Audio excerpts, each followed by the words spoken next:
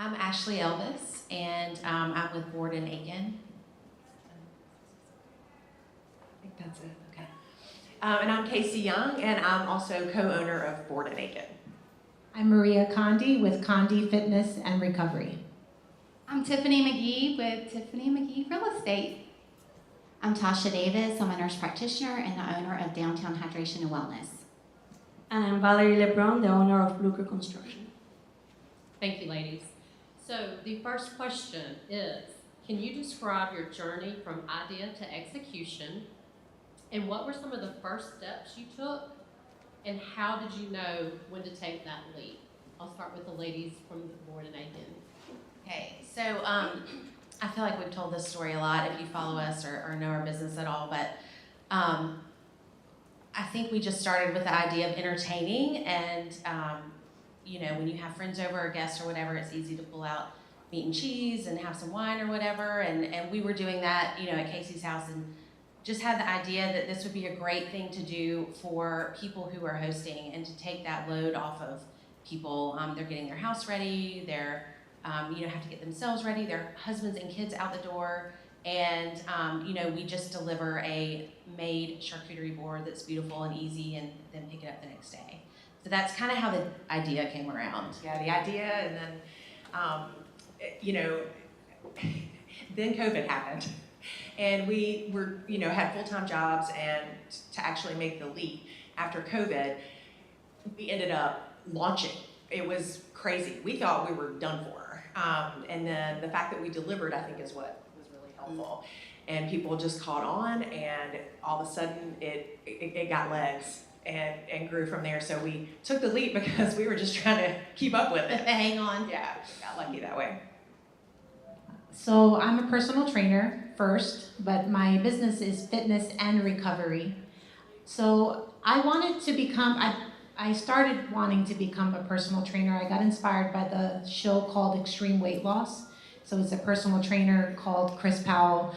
So I remember watching it and secretly wanting to be a personal trainer. I was an athlete in high school, but I knew that I was out of shape, a mother of 2 young boys, and I was like, no, not me. Of course not me.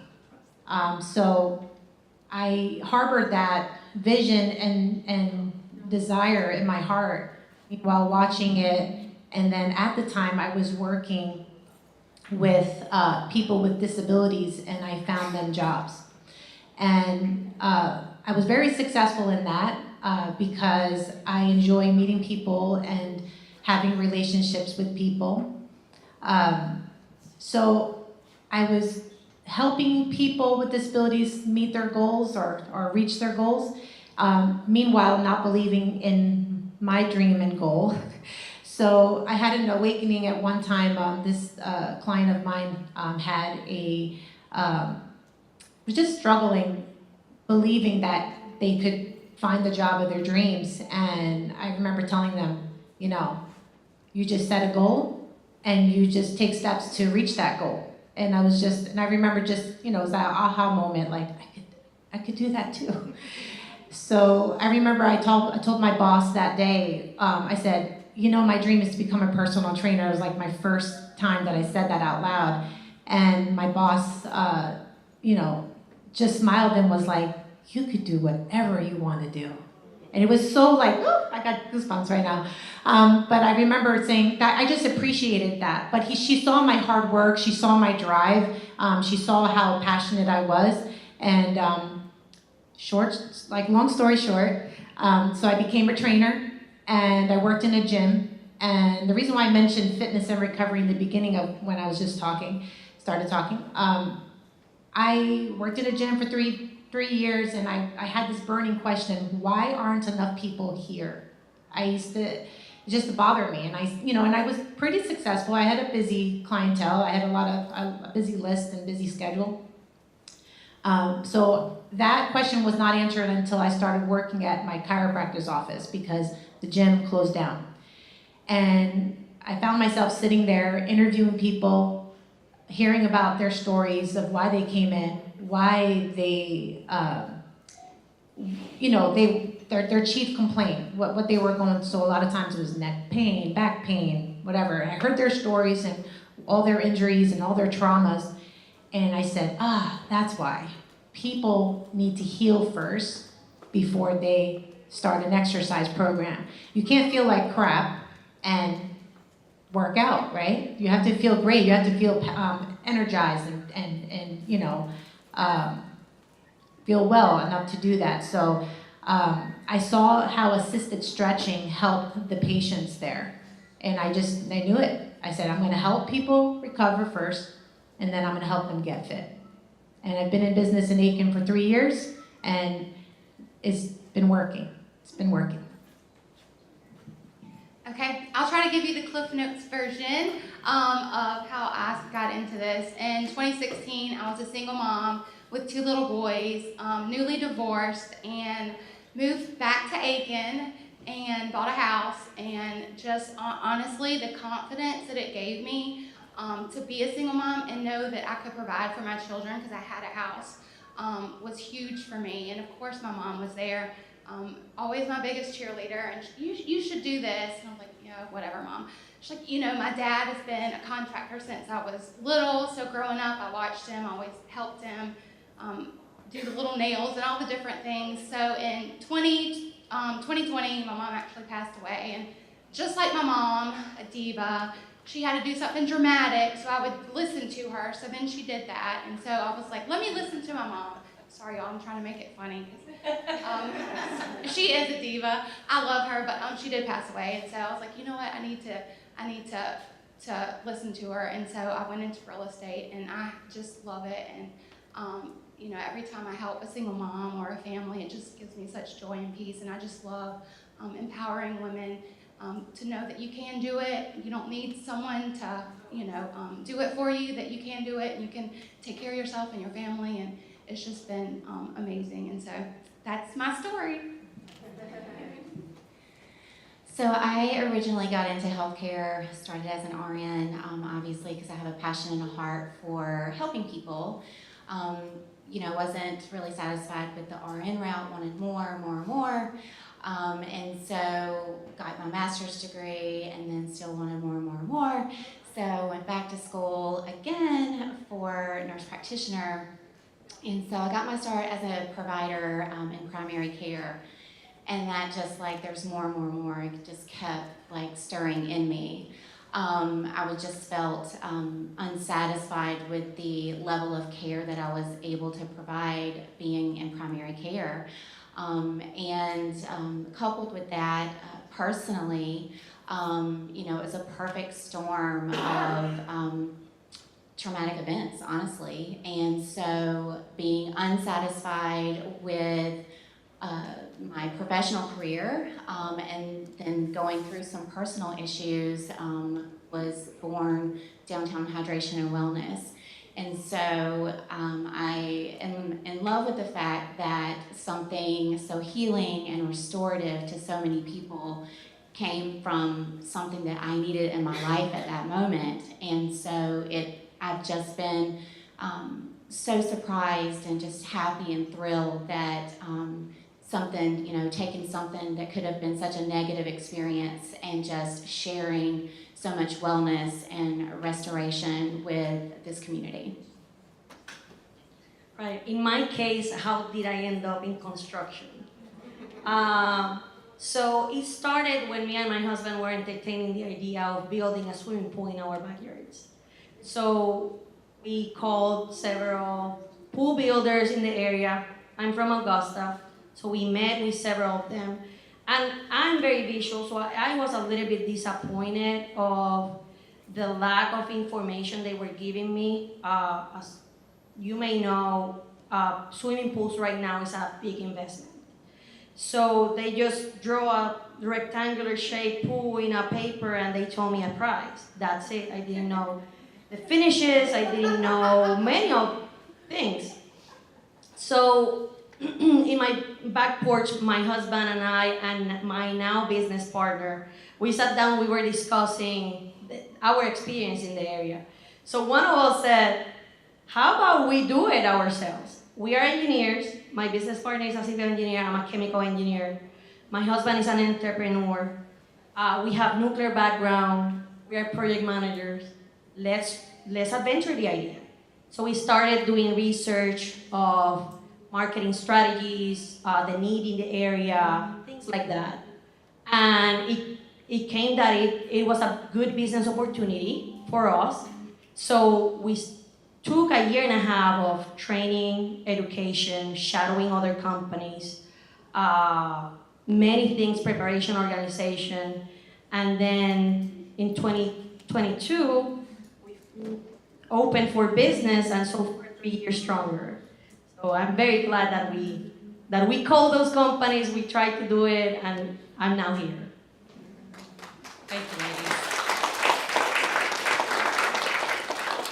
So next question, we're going to start with Valerie.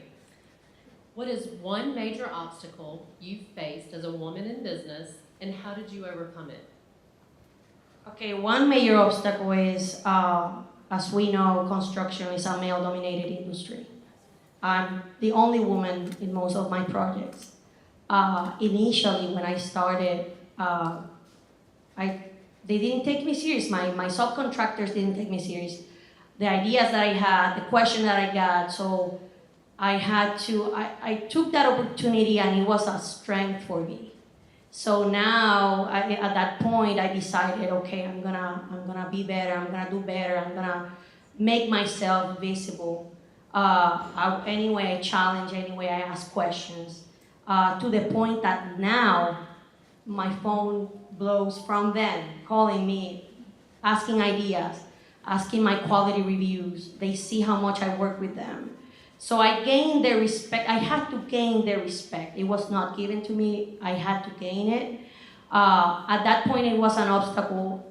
It was a challenge for me, but I took it, as a strength for me to be better. And I'm proud that that happened.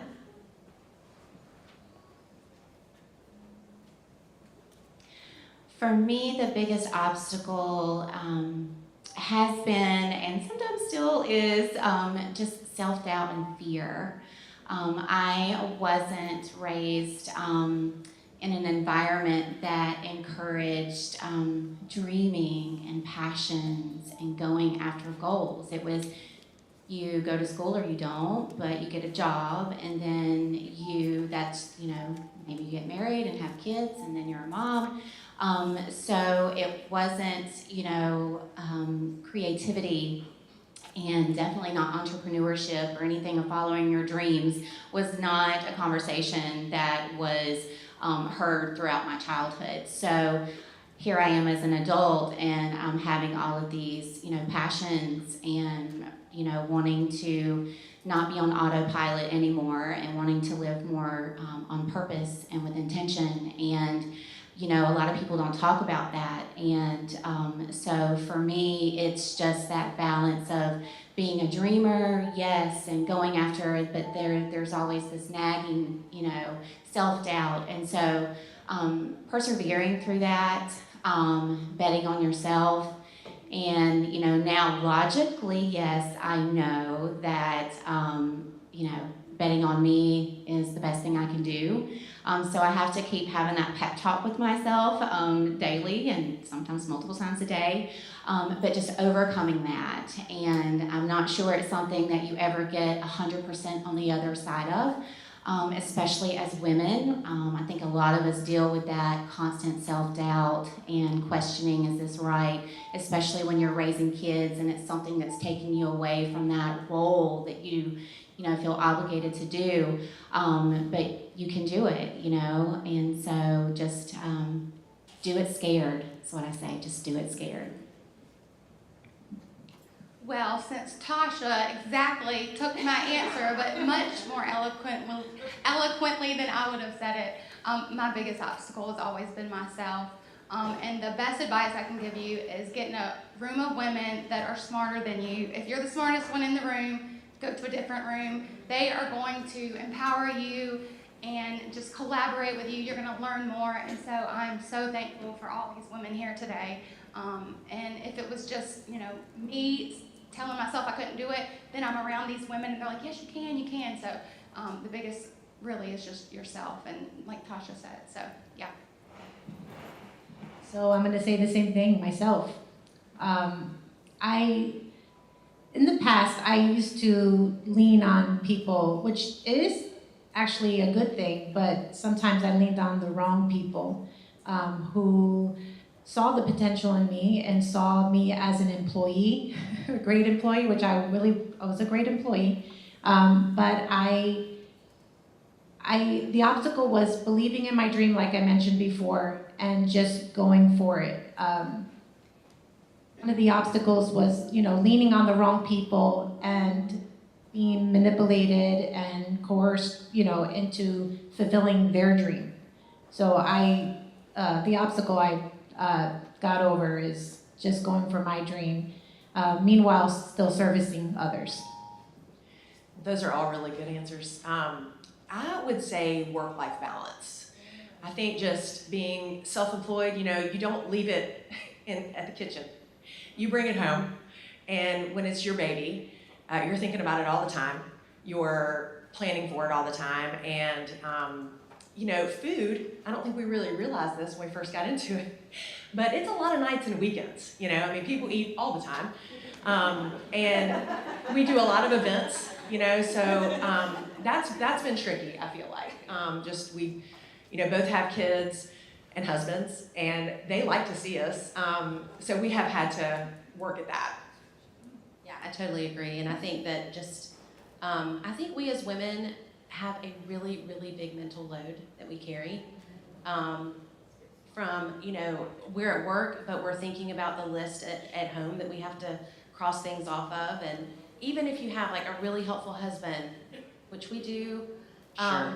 it's still, we carry the load, We're the ones that are worried about every single aspect of life and home and work, and then you add work on top of it, and I know you all can relate. So I just think that balance of the mental load is a lot. Thank you, ladies. Next, we'll start back again with Gordon Aiken. How do you build a strong team or culture within your organization? Play. Work hard, play hard. Yes, I mean, we play a lot. We have a lot of fun, and our employees are young girls. So we have a high schooler, a college student who is here at USC Aiken, and a hairdresser, a new hairdresser who doesn't work all the time, so she helps out in the kitchen. But we just try to meet them where they are. They're young girls. We know they have a lot on their plates, and we encourage them and give them lots of praise and play, have fun. Because if you're not having fun, you don't want to be there, and we want them there. Right, We we need do them want there. them there. And I would say just to add a teeny bit, lead by example. I mean, Ashley and I are washing dishes and cutting cheese and meat too. There's nothing that we don't do. We take out the trash, we clean, we do all the things that they're doing, and they see that, and we just try to just be an example. And we do it all in our velvet blazers. Right. I would say that I imitate what I've seen that is successful. So I was a longtime employee of the company that I helped people with disabilities find jobs. So I really implemented a lot of their culture into my company, and also with the chiropractor. I worked there for a little while. So I wrote down what worked in their company, and pretty much what I was modeling and like every day, just down to smile at the client when they arrive and greet them by name, like little things like that. I wrote down, and with Liz's help, she helped me with that. Talk about what works for you and what has made you successful, and just write it down little by little and build it as you go along. And then I was blessed to find my first employee this past year, and I'm looking to grow my team even more. All right, so my answer to building a strong team or culture is just really to be yourself. And again, I'm going to say, find people that are smarter than you. I don't have to be perfect at everything. I'm gonna make mistakes, be authentic. The right people will come to you. The people that aren't your people, they'll end up falling by the wayside, and that's okay. People are there for a season, and sometimes they're there forever. So again, I'm not supposed to be the expert in every area. I'm not great, I'm a real estate agent. I might not be the financial person, so I find a great financial person. I might not be social media. I don't have to do it all. You lean on those people and build those relationships and those connections, and it's awesome to work with.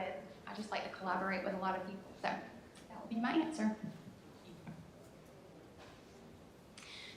So I have created the most amazing work environment, says my medical assistant. He's here. I'm kidding. She's like, yes. So it was really important for me. It's different when it's your company, right? It's your baby. So the idea of bringing someone into your space gave me a lot of anxiety because especially when you're a new entrepreneur, it's so important to just stick with your branding and just the culture of what you represent. And so it was important for me to anyone who was going to be representing my brand and my company echo just what I bring to the table because it's important that when people come to Downtown Hydration and Wellness, they're not just, they may book for a service appointment of an IV or an injection, but it doesn't matter what they book for. I want it to be an experience. And so when I want them to leave changed in some way.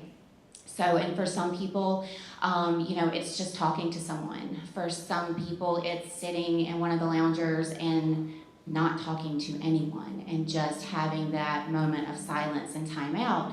And so it was important for me for when I brought people in and considered that is that they understood, like I always say, it's the vibe. Like feel out the vibe, and so some people want to chit chat and that's great, and some people want silence, and just being able to read that. And with my medical assistant, she's an aspiring medical provider, so it's been a wonderful opportunity to mentor in how I wish I would have had these type of mentors, and to just really explain not just the ins and outs of what being a medical provider is like, but that there's so much more and that could help people than just what they teach you in a classroom sometimes, and to really learn to listen to people. And that is the biggest thing, is that people get frustrated because they don't feel heard. And so the culture of my company is just making sure everyone feels seen, validated, and heard. For me, it's lead by example. Right now, you see me very well dressed. My employees wouldn't recognize me because I work with them. I clean the sites. I do everything I need to do to be successful in our business. So them looking at me and my business partner doing everything that they do, that's one of the most important things. They feel heard. They feel we are a team. There's nobody better than anybody. We're all at the same. We all communicate. I always ask them for feedback. There's always room for growth in my business. So having clear communication and also mentor them, educate them. The more they know, the more successful we're gonna be. And if we're more successful, more confident we're gonna be. So that's the rule that we have in our business. Nobody's better than anybody. We all do the same. We all work really hard. When it's time to play, we play. When it's time to work, we work. Great. Thank you, ladies. So I'm going to switch it up, and I'm going to ask you first, Tiffany, because you mentioned finances in your last answer. What's one financial lesson you wish you had learned earlier in your business journey in entrepreneurship? Spend more money. Just kidding. Definitely, I think really to get a financial advisor, even whenever I started out as a single mom, I'm like, I don't have enough money. I don't need but you do need a financial advisor. You need somebody smarter than you.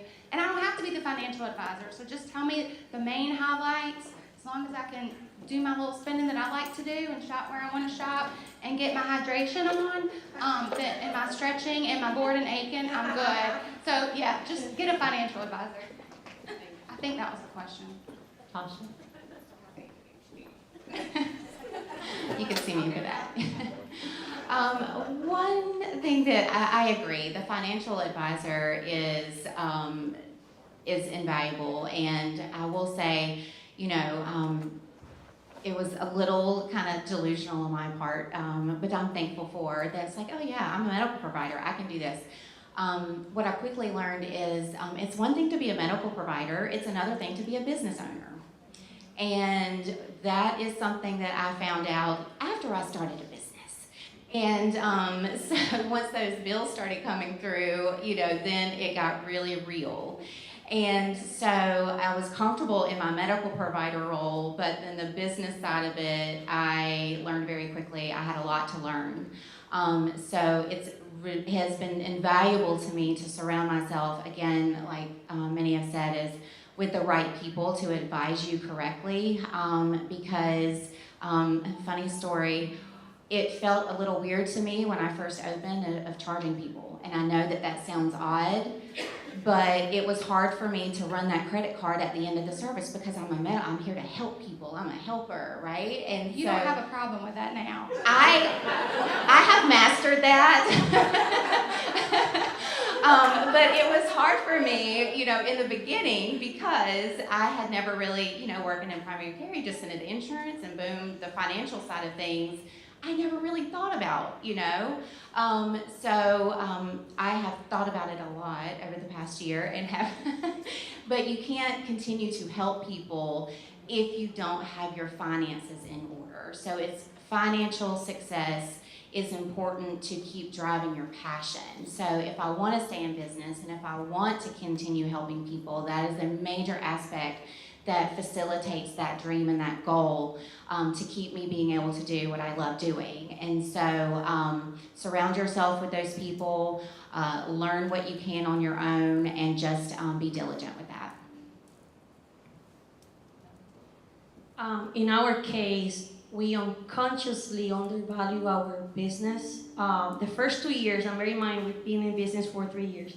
The first 2 years, we provided 3D renderings to our potential clients at no cost. Bear in mind that this takes a week and a half, and then we did a super long proposal with so many details, and most of the time we didn't hear back from them. So either we maybe intimidated a little bit with all that information, or I did the job for somebody else for another pool contract. So not until Liz came into my life, she said, no, you have to value your work. And then at that time we started charging for designs. We started, being more smarter in our sales process, in our proposal process, in that structure. And as of today, 100% of the designs that I sell, I convert them into a signed contract. And before that, only 20% of everything we did, it was converted into a contract.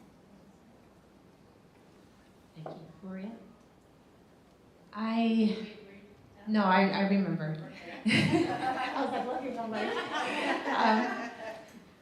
The financial lesson that I learned was to start saving my money. And of course it was Liz helping me realize that, to have money in reserves for a not so good day, maybe not, losing the ability to work or anything like that. And then I recently had a great meeting with my financial advisor, that, he was saying you're killing it, you're saving, you're doing great. And I'm like, I feel like I am still making up for lost time, catching up. But I like seeing what I'm making. So if you make money and you're making good money, but you're spending it as you make it, you're really not making any money. And my dad even told me that just recently. He was like, how much are you saving a month? And I was like, and he was like, you only make the money that you see in your bank account. You need to save, you need to save. And I'm like, okay. And that's coming from someone that paid off his house. All of his cars are paid off. He's debt free. So, yeah, so I listened. I think and I'm gonna call out Liz too, I think our first meeting with Liz, she did a lot of head shaking. You know, what are you paying yourselves? We're not. What's your profit margin? Oh, we don't know. What is a profit margin? Right. So I mean, it's definitely all due to her, but we now know down to the grape what, one grape, what that costs. So we really had to learn the lesson of sitting down, really pricing. It was painful. God, Ashley and I hate math. We are not good. We're terrible, and we're bad at it. And we get so distracted. Oh my gosh, so bad. But once we really sat down and really got the profit margin down, like I said, to the grape, to the pistachio, we were able to, then, do that to all of our products, and then we know when we need to raise prices. That's the other thing, is you have to keep doing it. It's not just a one-time thing, and the prices of everything have gone up, so intermittently we have to do it again and make sure we're still in line and all those fun things. Nailed it. Nothing to add, Ashley? She nailed it. All right, thank you. This one, I'm going to start with Maria. So, what strategies have helped you grow or scale your business? Oh, okay. I know that answer. Well, when I met Liz, of course, she did a lot of head shaking too. But in such a loving way, but tough way, that's like exactly like the right formula for me. So I didn't know, one of the first questions she asked me, she goes, how much are you making a month? And I went, I don't know, a lot. I'm really busy. So, of course, I'm really proficient in Excel now. That used to intimidate me. And so what the strategies I use is that I keep track of what I make every day and every week and every month. And it really has helped me because it's kind of like I'm competing with myself. I'm like, I can do better next week. I was like, yes. And I'm like, oh, I didn't have a great week this week. I gotta catch up. So in this course, I hate math too. I hate math. I hate numbers. I see a number, I forget it the next second. But now I have a better relationship with numbers, and numbers fuel me now. And not that I'm greedy and stuff, but it's nice to make a good living. Thank you. Ooh, I hate to follow you. That was a good answer. Strategies, I would say just setting goals. Liz helped us take a look at, what'd you make last year? Well, what's going to be your goal this year? And also really thinking ahead. Like right now we need to be thinking about masters, It's sort of like retail, it feels like, in that way, because we're a full season, is where we need to be in terms of,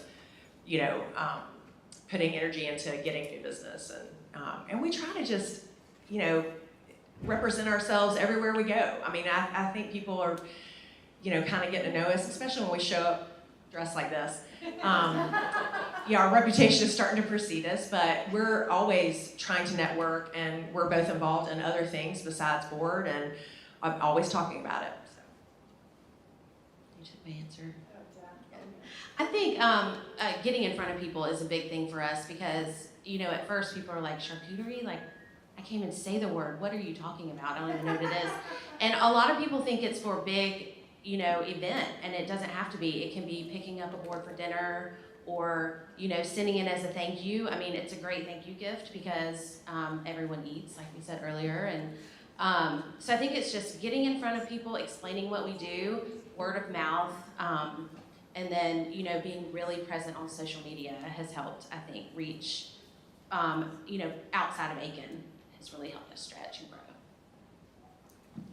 Okay, so really I think the biggest thing that's helped me was just finding a mentor and the right fit. You sometimes have to go through a couple, but just find someone that fits what you want, and they will just really help you and guide you. And of course, marketing is a big thing. She really helped me with that. And just being consistent and keeping your name out there. And of course, really just being authentic. because once you help one person, that word is just going to spread, and people are going to want to work with you because you did such a great job and because you were real and you were honest. And so really, I think just being authentic and find yourself a good mentor. For me, it's a couple of things. One is just trusting my gut. And when I'm looking at the future and kind of what my next goal is, what my next step is, and trusting my gut because my track record's pretty good. So that's a mantra I say to myself. So trusting my gut, being present on social media has been great. However, my biggest contributor to growth has just been word of mouth within the community. This mouth right here, especially. Again, going back to what I said before about having my patients, it's really important that they have an experience when they come see me. And, feeling heard is powerful, right? Feeling heard and being validated is such a powerful thing. And so keeping and staying true to myself and knowing that that is what my mission is, it spreads like wildfire when people start hearing, hey, you can go see Tasha and she's going to help you. A lot of women, especially, we struggle with the same things. And so I think taking the stigma off of I'm by myself, because there's, when one woman speaks, it gives the others permission to do the same. And so it's just that word of mouth. Social media is great, but really just trusting your gut along the way. So that's it. For me, it's being planning ahead, know what's coming, know how much I have, know future clients, what we need. Liz has helped me on that a lot. I think my business changed 180 degrees when she came to my life, so I'll always be grateful for her. Word of mouth. Treat my clients the best. Treat them like we're family. They can trust me. I treat their property like it's mine. Simple things as keeping the area clean. Simple things like that will change completely their trust in you. And also building relationships with developers, realtors, making myself visible in the area, which been, challenging because I'm an introvert.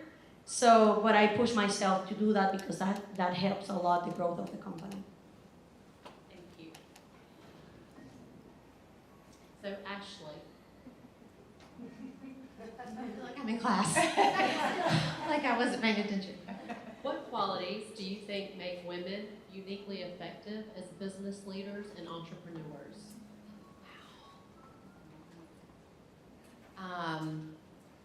Well, I won't say that word, but I think that we are, again, going back to like the mental load, I think that we do a really good job of just handling a lot of stuff, whatever comes our way. And I think that, women are confident in saying yes and figuring out how to do it because it has to be done. And, we do that in our daily lives. We do it with our kids. We do it at work and as a business owner as well. And that's something that Liz taught us. So I get to call you out too, but you say yes and you figure it out. And it's so true. I remember sort of having a moment, and we do this at work all the time. I mean, we get some crazy requests for custom charcuterie. And we're always like, say yes, we'll figure out how to do it, and we do. But it mirrors our real lives too, because I've never been a mom before. I have an 18-year-old now. I've never had an 18-year-old before. And so you just figure it out. You just do it because it has to be done. And I think it's a good quality we all have. I gotta follow that. Women, we're so awesome. We can multitask. I was raised by a really, really powerful woman. She worked here a long time. She was an accounting professor. She majored in accounting before women did that, literally. And then she got her doctorate in accounting when I was probably in second grade. So I've watched her really climb that, break that glass ceiling and just be a bad A from the jump. And we really wanted to emulate that for our kids. We both have boys. We wanted them to see their moms out there just killing it. And I want them to find a wife that's gonna do that. Don't, get a girl that's gonna be, handle herself and can do all the things. So I forget what the question was. I think you did great. What You nailed it again. What qualities? Yeah, just qualities make women sorcery and multitasking. uniquely effective as business leaders and entrepreneurs. Qualities and Qualities that make women uniquely effective as business leaders and or entrepreneurs. so obviously ADHD. because Actually, it is a superpower. Yes. And it's funny because when I think of ADHD, the first person that I met that had ADHD is my dad. And he was an immigrant from Colombia, and he pretty much had me as a kid. He was like 19. But he was such a hustler. And I just remember growing up and seeing my dad, getting out of the work truck because he was in construction, and he would just be like shaking hands, talking to people, connecting with them, getting the job, and then him jumping in the truck and saying, "I got the job," and I'm like, "Yay, we can go get for ice cream now." It was always a reward for that. But really, just you need to be a powerful woman. You need to be confident. You need to have a vision. You need to have a servant's heart. And I think that's all of us here. And we, a lot of us said, we love helping people. We wanted, it's funny, I grew up and I remember people asking me, "What do you want to be when you grow up?" I'm like, I want to help people, but I didn't know how. And then I feel like throughout my life, I found ways and different ways to help people. So if you have a servant's heart, I think that's key. I mean, they've all said exactly what I've been thinking. So I just think women, I think we're very emotionally intelligent. I think we're very nurturing. I think that is helpful as a business owner because you can, empathize with other people and you have those qualities. And I just think that really makes us really great business leaders and owners. We're scrappy, right? Like they were saying, we're gonna figure it out, and that's what we do. We're scrappy and we make it work. Like Casey was saying, I have 2 boys. Well, no, they're not really boys. My oldest is almost 21, and my youngest is 17, and they have seen Mama get scrappy, but she gets it done. I started nursing school when they were little, so they have literally watched me go to nursing school and work at the brew pub. And they've watched me graduate nursing school. They've watched me walk across that stage. They've watched me walk across for my bachelor's, my master's, and my postmaster's nurse practitioner. And they have also seen the struggles and what it takes to just do the dang thing. And so they have no excuse now to be lazy and to not go for your dreams because Mama is scrappy. And I think that that's a quality that, it's earned, it's in us as women, it serves us well. I think they cover a lot, most of it. What I need to add differently. I mean, we're very creative. We have a solution for everything. I mean, I've had experience where they bring me problems and I always find a solution. There's always a solution for everything. Even to have the humility to talk to the client and say, "Hey, this is what's going on, and this is my recommendation." I mean, having humility, that's everything. And also grow together. I recently met all these women.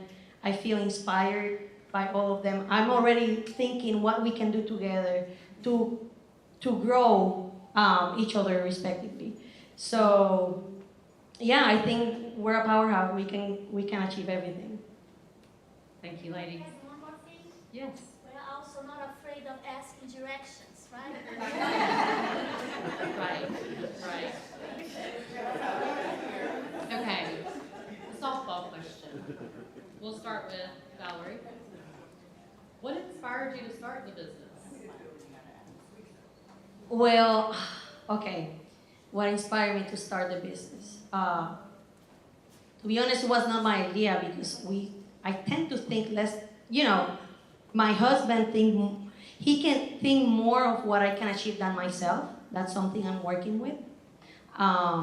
So when we were discussing about potential building a business, I was always thinking he will do it. It's like, no. You take care of it. I trust you. You have, and he gave me a lot of qualities that I couldn't see myself. And I'm always grateful to have a husband that thinks so highly of me, because that makes me better, that makes me grow. I would have never think I would be sitting here as a business owner. And I'm grateful that I am.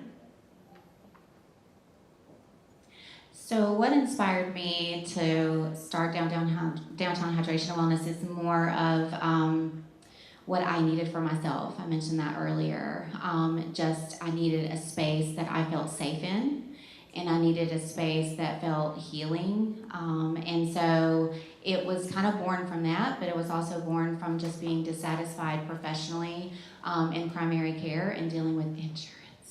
And, and just feeling flustered, like I've put all this effort in to help people and I'm not really helping them, and so it's just frustration from that. And it just, had this vision of, there's more. People should know that there's more. And so I started that creative process and fell in love with it.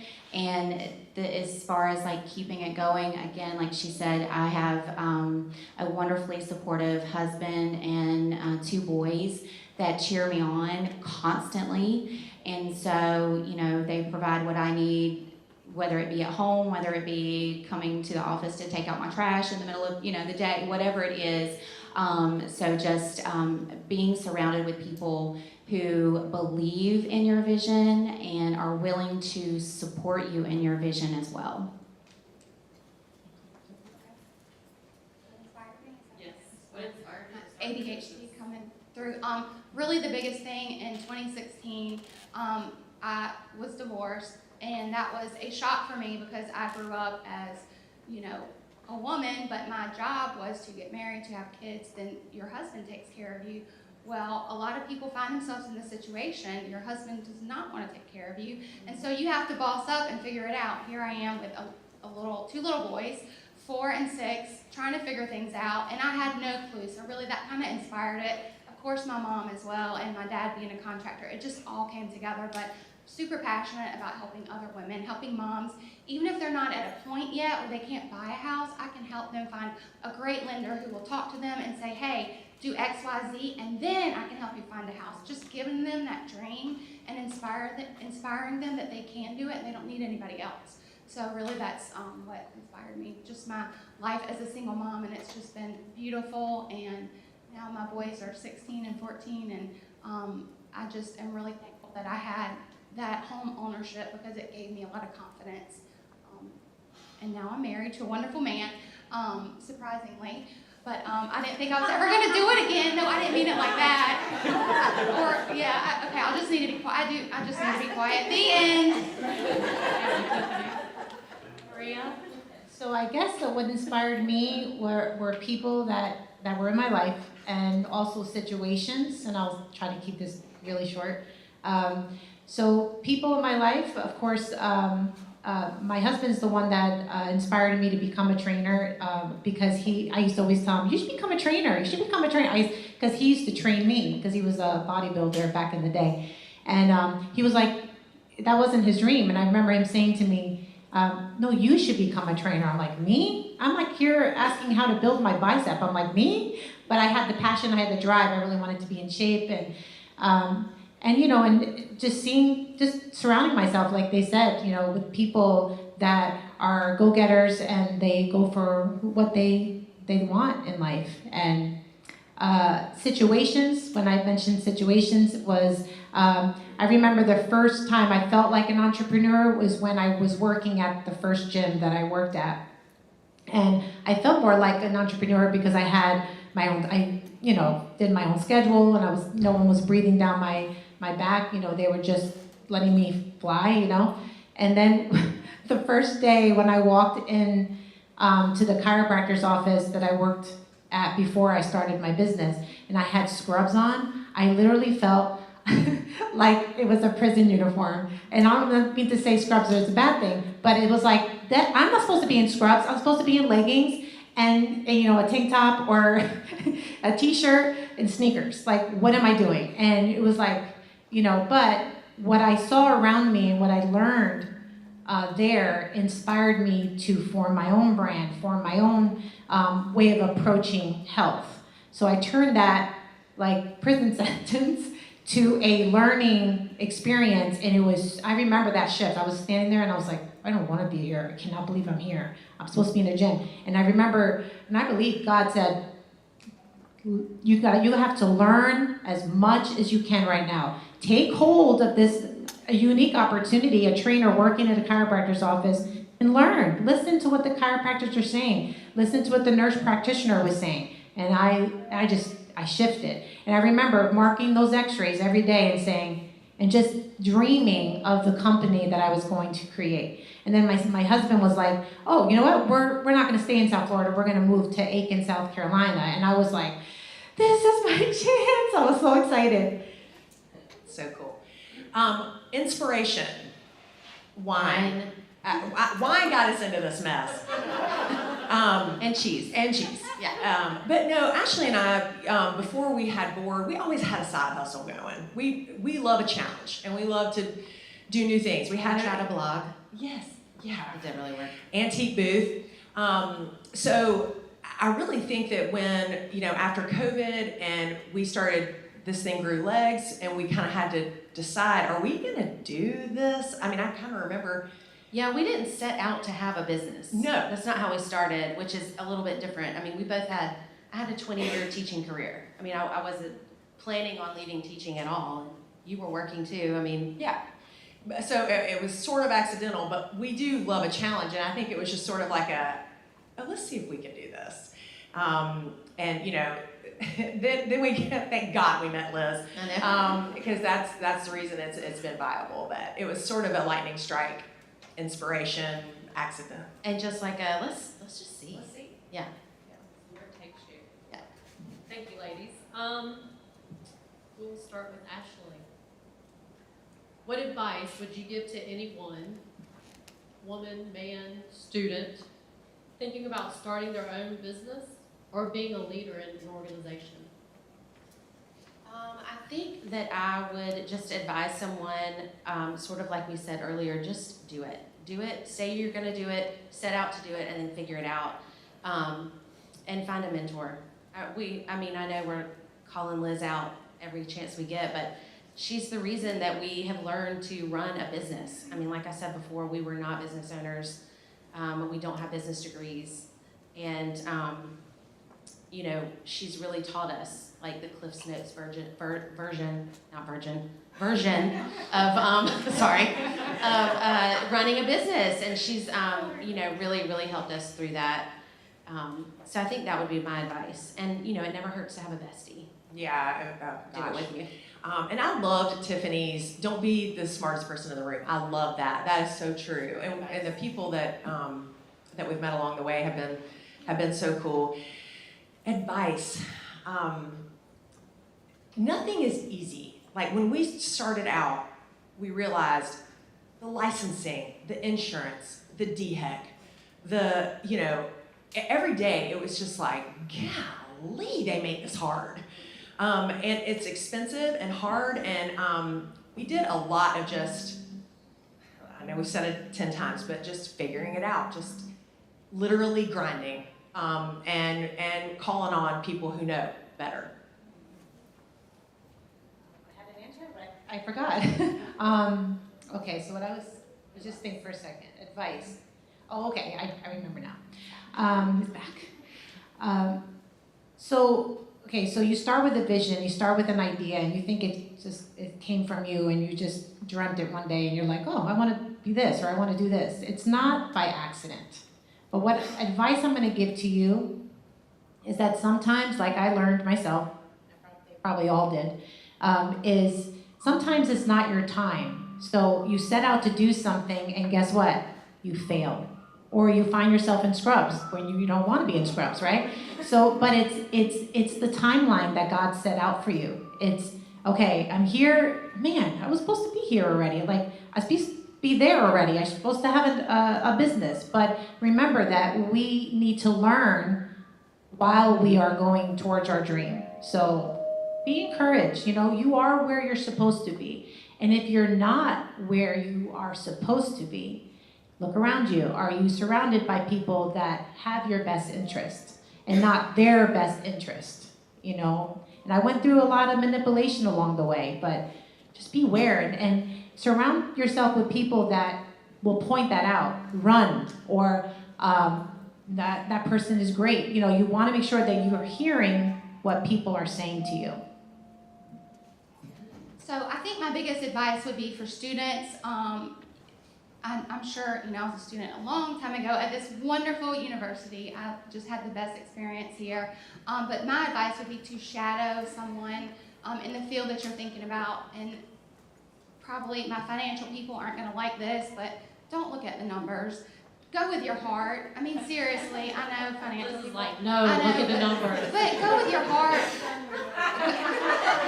Well, you're going to make money, but if you are helping people, if you are serving people, if you are loving people, if you are doing something that you love and you're passionate about, the money's going to come. To get up every day and be able to love what you do and be able to help somebody, that makes it all worthwhile. Because in the end, money is not going to be there. It's going to be the people that you care about and people that you help. So that would be my advice. Listen to it or not. For me, I would say envision what you want your future self to be, and then make choices every day to show up for that person. And I just had this conversation with both of my children just about the importance of aligning yourself with people that are going to get you where you want to be, because you are the environment that you're in. And so if you surround yourselves with like-minded people, visionaries, creators, people who want to be successful, and it doesn't even have to be in a business owning, just they have vision to be successful, that's just going to elevate you. And so I would say just trust your gut, and then align yourself. It's you know, change and success is made in the small everyday decisions, right? It's not always big stuff. It's what you do every day consistently to show up for yourself that gets you to where you want to be and what your goal is. And so that's what I would say. So the little things make the big things happen. She also has a gut protocol. If you're interested, I've heard her say gut a couple times, so you can talk to her after this about that. Gut health is not talked about enough. Facts.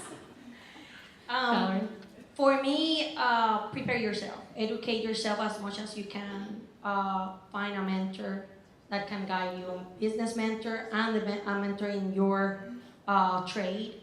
That takes time. For me, it took me a year and a half. For some people, it takes longer or shorter time. And also be unique. Find something that nobody else is doing and do it your best. Being unique, that's something that it can take you to success really quick. Thank you, ladies. So that's all of the main questions. Now it's lightning round. So it's really just one-word answers. Okay? So we'll start with you, Valerie. One word that describes your leadership style.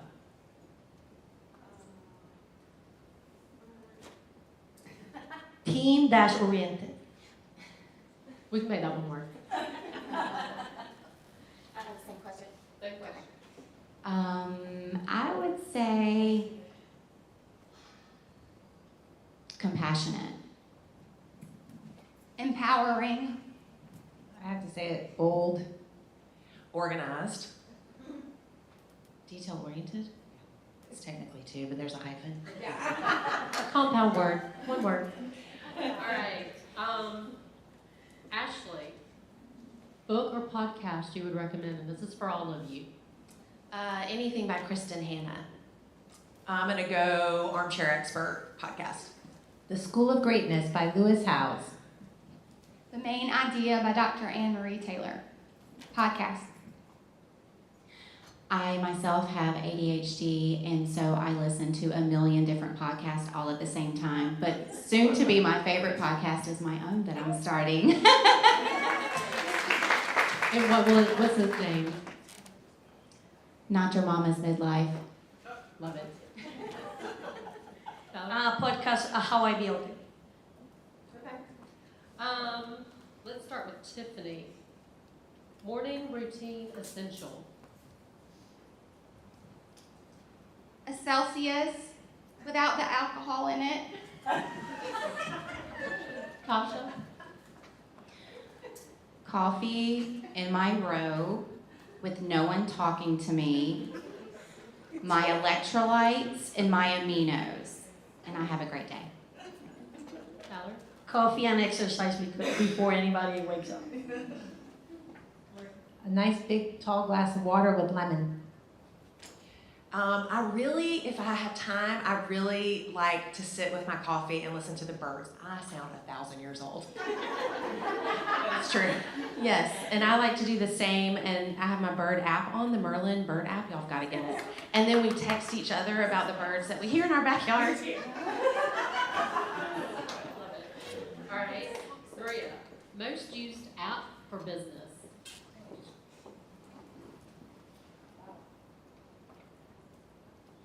Instagram, which I'm not really great at posting, but I learned from my fellow entrepreneurs, and they inspire me to use it more. Excel should count for you. Oh yeah, Excel, that's an Is app. that an app? I would say, and I know what you're going to say, so I'm going to say Canva. We use Canva a lot for design. I thought you were gonna say our calculator. Oh, that's another. Yes, that's one. We use that a lot. Definitely Instagram. We post a lot. If you're not following us, give us a follow. They've already said Instagram, Facebook, TikTok, Canva. I would say Facebook, and I've recently joined the TikTok world, and so that's been a fun way to educate, but in a fun way. So I do different, the material is different on each platform. I'll say Asana and Excel. Perfect. Thank you. Last one. Who wants to start? Me. I wanna get over with. I'll let y'all duke it out. Okay. Woman in business who inspires you. You sure you wanna start? Can I say Liz Stewart? That's a good one. So Liz Stewart, Patsy Llewellyn. Yeah. Sorry, Liz. But Liz Stewart, she's been an inspiration to me. I love her dearly, and she's been helping me a lot, and just in every way possible. Dr. Anne Marie Taylor, she is the lead learner at Horse Creek Academy. She is amazing and just the kind of leader that I want to be: authentic, inclusive, and just has the best heart. Also, Dr. Charmaine Wilson was a professor here at USC-Aiken, and she has been just a huge resource for me as well. I would say these ladies up here collectively, and Liz, of course. I'll say the same thing, Liz. You changed my life. You know, I know she doesn't like to be mentioned, and I apologize, but it's the truth. We love you. All right. Thank you, ladies. Let's give